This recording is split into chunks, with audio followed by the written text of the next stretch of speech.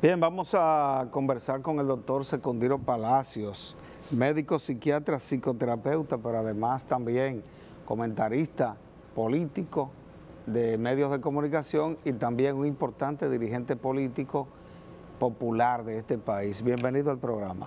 Gracias, gracias. Me siento muy contento de estar con jóvenes amigos porque... Claro. Seguimos siendo jóvenes. ¿Verdad que sí?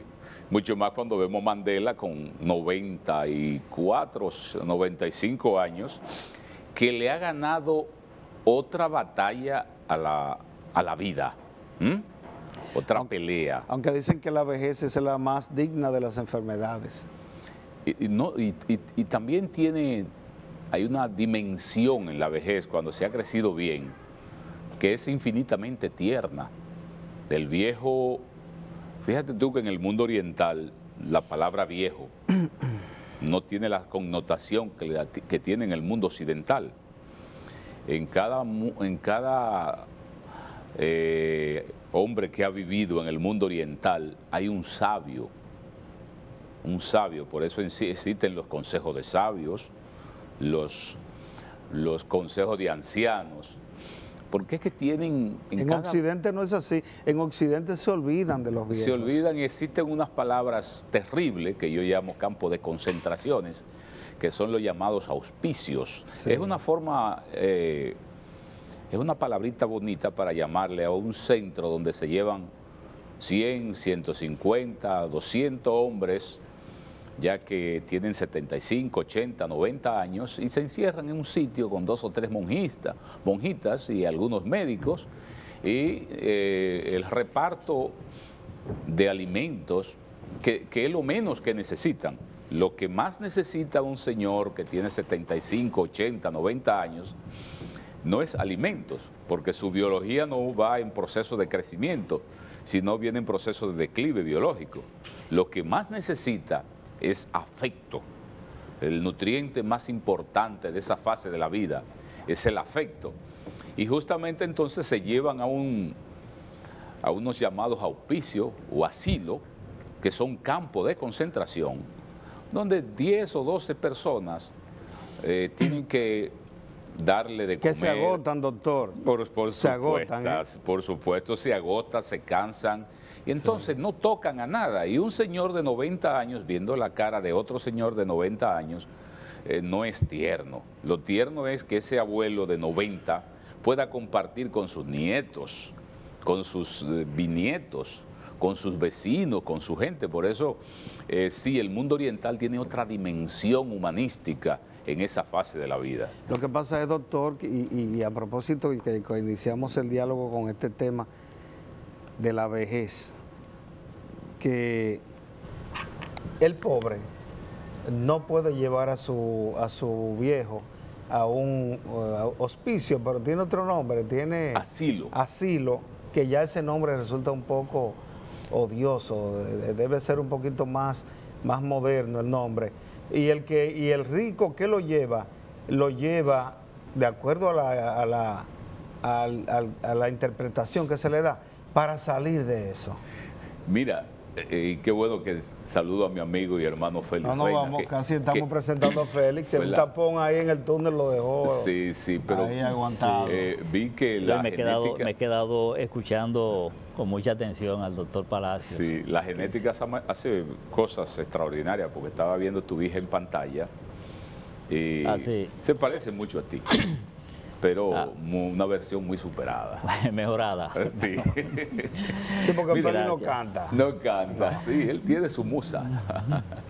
Pero yo te voy a decir, porque trabajo desde 1970 y tanto, comencé llevándole el maletín al doctor Marté Durán en el Centro de Pediatría, en la Rodríguez Santos, en el Aibar, y desde esa época he estado inmerso en los hospitales. ¿Marté también es psiquiatra? No, el profesor Marté Durán es neurocirujano. Ok. El primer neurocirujano que llegó al país fue el doctor Ney Arias Loras. Después, más o menos en tiempo parecido, muy cerca uno de otro, llegó el doctor José Joaquín Puello, que venía de Londres, y el doctor Osvaldo Bienvenido Marté Durán, que venía de la Unión Soviética. de Rumanía específicamente.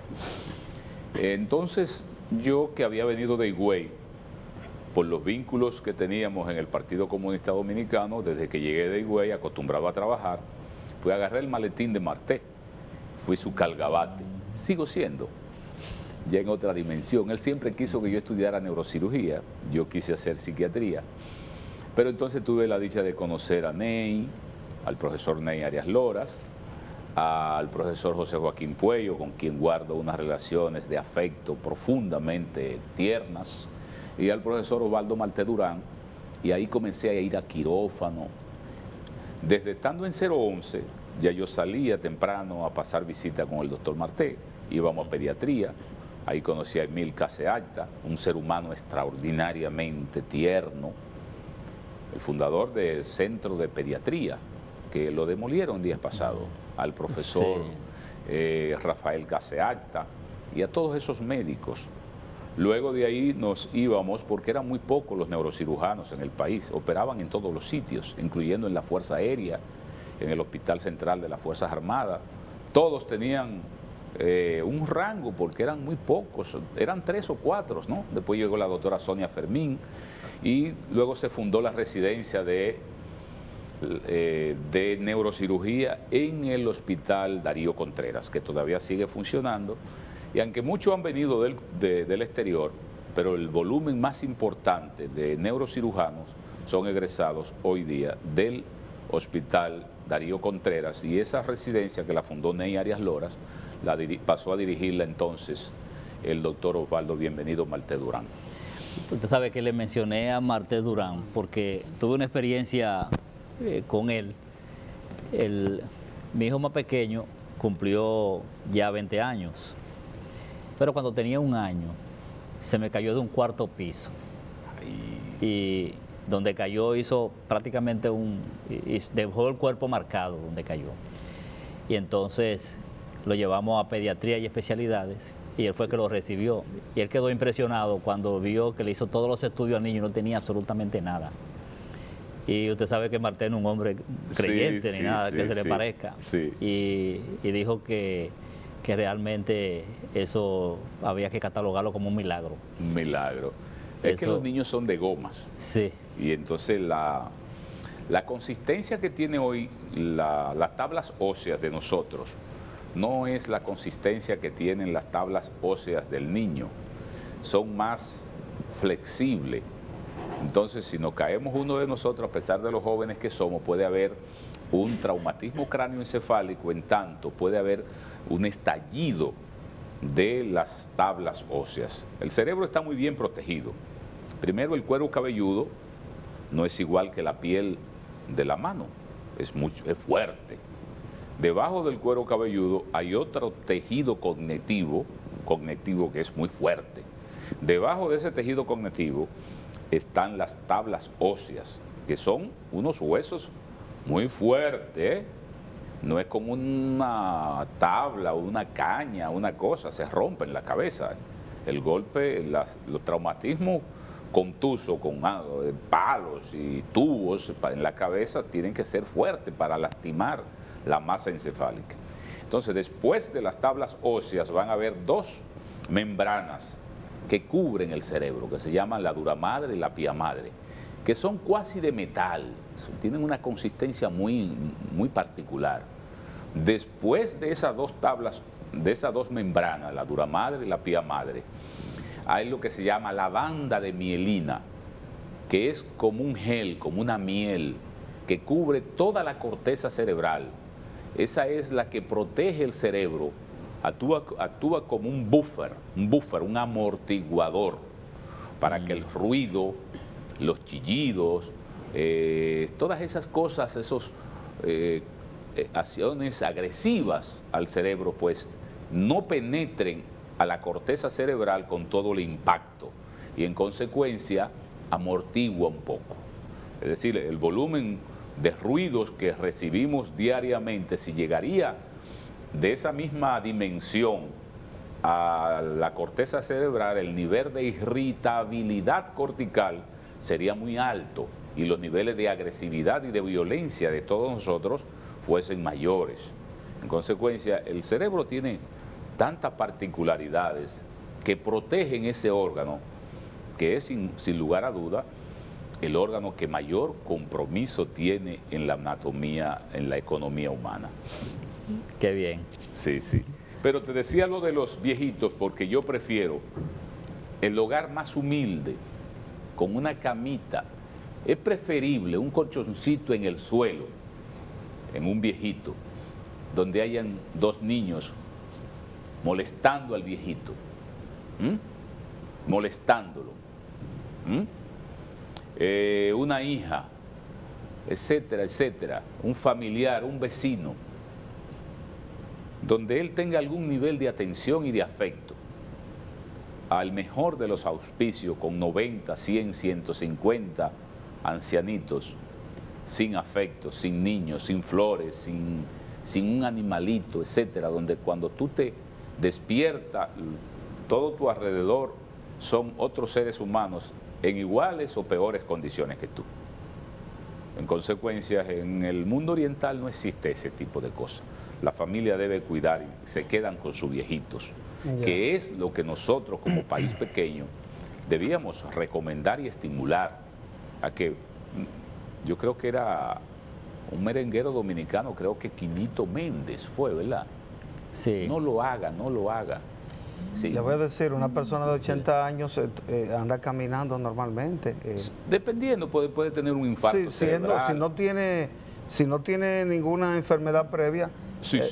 hay viejitos de 80 años que andan por ahí echando el pleito. Aquí hay muchos dominicanos ya sobre los 80 años, funcionalmente, funcionando y integrados socialmente. Sí, pero es una fase de la vida muy tierna, porque nosotros todos que tenemos, hay algunos jóvenes aquí que no tienen hijos, pero los que tenemos hijos y lo vemos crecer, vemos cómo se va transformando la vida del ser humano en la medida vamos creciendo.